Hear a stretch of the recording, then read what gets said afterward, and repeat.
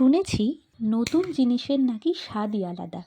আর সেই নতুন জিনিস যদি হয় নিজেদেরই বাগানের, বাগান বলতে ওই ছাদ বাগান আর কি।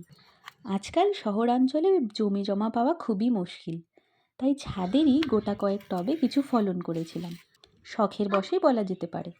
বেশি কিছু নয়, ওই বেগুন, সবুজ কালো লঙ্কা, কিছু পেঁয়াজ কলি ইত্যাদি ইত্যাদি। তাই সেগুলিরই প্রথম ফলন দেখে সেদিন ভাবলাম এটারই রেসিপি বানাই। এই রেসিপিগুলি যদিও প্রত্যেকের বাড়িতে হামেশাতেই হয়ে আসছে, কিন্তু নিজেদের বাগানের তো, তাই সামান্য কিছু জিনিসও যেন অমৃতের সমান। বাগান থেকে বেগুন তুলে, লঙ্কা তুলে তারপর সেগুলোকে পকোড়া ভাজলাম।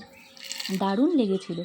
যেহেতু ছাদেই এগুলোর ফলন হয়েছে, তাই সঙ্গে সঙ্গে ছুটলাম ছাদ বাগানের এক চিলতে জমিতে বসে পিকনিক করতে।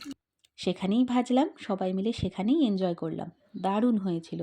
মুচমুচে বেগুনি, লঙ্কার বড়া আর সবুজ চাটনি। এক কথায় অনবদ্য।